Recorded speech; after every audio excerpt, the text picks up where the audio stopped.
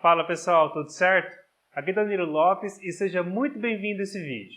Primeiramente, eu gostaria de agradecer aos inúmeros comentários que a gente teve no nosso último vídeo, tanto no nosso canal do Facebook quanto no nosso canal do YouTube, e eu fico muito contente que as nossas dicas podem de alguma forma ajudar nos seus trabalhos em ACM. Nos últimos 7 anos, a gente se dedicou intensamente a desenvolver diversas soluções para o mercado de comunicação visual, seja através do LED, seja através do ACM ou até na combinação desses dois materiais. E de uns tempos para cá, a gente assumiu como missão empacotar todo esse conhecimento que a gente adquiriu ao longo desses últimos anos em formato de vídeos gratuitos, em formato de treinamentos, e eu fico muito contente de ver essa recepção positiva do mercado e de ver tantos profissionais comprometidos em fazer o seu melhor, em fazer cada vez melhor para o seu cliente e indiretamente desenvolver sua região, gerar mais empregos, satisfazer melhor os seus clientes, e isso realmente não tem preço. E é por você, profissional de comunicação visual, que trabalha com ACM, que trabalha com LED, que a gente está aqui. E por isso,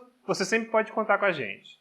Mas eu também estou aqui nesse vídeo hoje para falar de 3 assuntos muito importantes a respeito de fachadas em ACM, principalmente quando você faz elas no sistema de bandejas. O primeiro ponto é o seguinte: quando você vai prender as cantoneiras que vão ser responsáveis pela fixação das bandejas na estrutura base, na estrutura de fundo, que vai receber as chapas de ACM, existem algumas recomendações que esses espaçamentos devem ser em torno de 50 centímetros. O que não quer dizer que se você trabalhar com 40 ou com 60 centímetros ou algo próximo disso, a sua instalação está condenada, não é isso. É óbvio que para você fazer uma instalação de fachada em ACM, você precisa seguir algumas diretrizes, algumas recomendações, mas quando você cai numa situação igual a essa, que a bandeja ela tem os exatos 50 centímetros, como é que ficaria o posicionamento dessas cantoneiras de fixação? Porque se eu for seguir cegamente a recomendação de 50 centímetros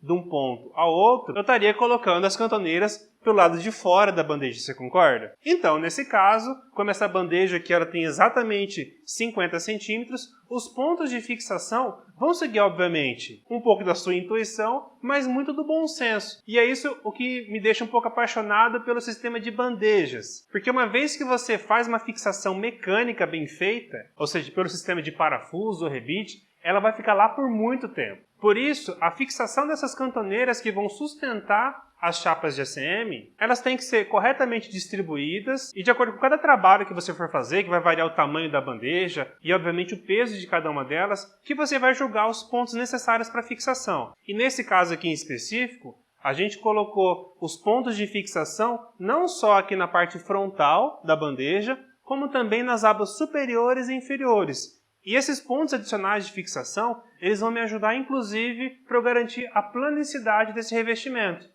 Qualquer problema que eu tenha aqui na estrutura base que poderia acarretar algum tipo de falta de nivelamento, eu poderia corrigir com esses pontos de fixação. Um outro detalhe que eu queria abordar também é o seguinte: no último vídeo, discutiu a respeito da união das laterais dessa bandeja. Eu até mencionei que existe um acessório que você poderia utilizar, só que de tão difícil que é você encontrar, eu já trabalhei com ele algumas vezes, mas eu sei o quanto é difícil de você encontrar acessórios específicos para o trabalho em ACM. Até em alguns vídeos atrás, eu havia mencionado a respeito daquele acessório para confecção de bandejas mais simples, né? E eu recebi uma enxurrada de mensagens de pessoas perguntando onde eles poderiam encontrar aquele tipo de acessório. E, obviamente, a gente respondeu a cada um deles um fornecedor de confiança. Mas o acessório específico para fixar esse tipo de bandeja, de tão difícil de você encontrar ele, dispor ele, a gente deu uma alternativa ao qual você pode seguir tranquilamente, tá certo? E no caso dessa bandeja aqui em específico,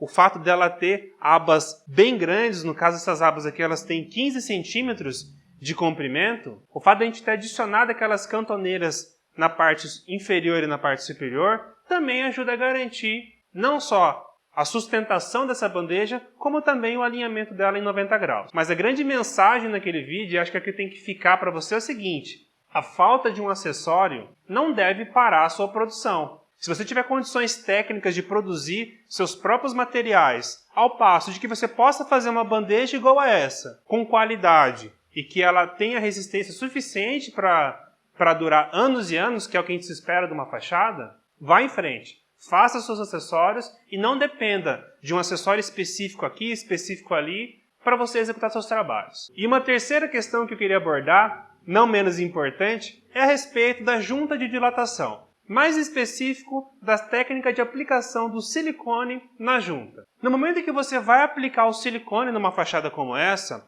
o liner que protege as abas laterais, essas abas que vão ficar aqui dentro da junta, o liner que protege eles já deveria estar retirado. Até porque ali vai o silicone, não tem sentido nenhum de você aplicar o silicone sobre o liner. Mas muito antes disso, na hora que você estiver fabricando essa bandeja, você já precisa retirar esse liner lateral, porque ali você vai prender os acessórios que vão dar forma à bandeja e também as cantoneiras de fixação. E o fato de você rebitar sobre o liner dificulta bastante a retirada. Então, esse liner lateral você deve tirar durante a fabricação da bandeja. E acaba que o liner que for sobrar aqui na frente, ele vai sobrar alguns fiapos que vão sim atrapalhar a aplicação do silicone. E na minha opinião, o silicone não tem só a função de proteger a fachada contra a umidade, contra a poeira. Ele também tem uma função estética. E por isso, qualquer cuidado que você tenha para que fique um excelente acabamento, eu considero como muito válido. Se para você o bom acabamento não for uma prioridade muito alta, você pode até manter o liner aqui frontal com os fiapinhos próximos às juntas de dilatação. Na hora que você for espatular esse silicone e retirar esse liner, fatalmente você pode ter diversos pontos de falha no acabamento do silicone.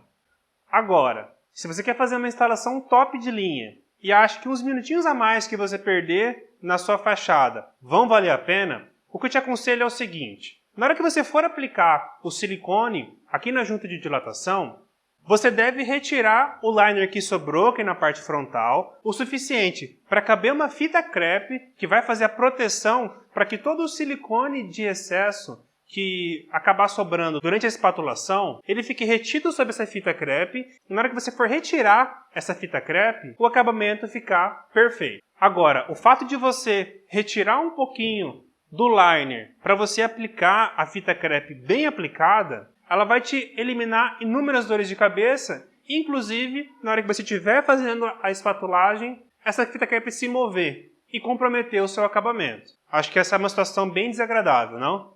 Agora, durante todo o processo de manuseio das chapas de ACM, fatalmente um ponto ou outro do liner ele vai acabar se desprendendo da chapa de ACM, principalmente aqui próximo às juntas de dilatação. E você aplicar uma fita crepe sobre um liner soltando, bom, eu espero que você não queira passar por isso. Eu não sei se você participou da última semana do instalador de ACM. Foi um evento que a gente fez, um evento gratuito, que a gente reuniu quase 3.000 profissionais. E um dos assuntos mais comentados que a gente discutiu durante a semana foram os principais erros mais comuns em uma instalação de fachadas em ACM.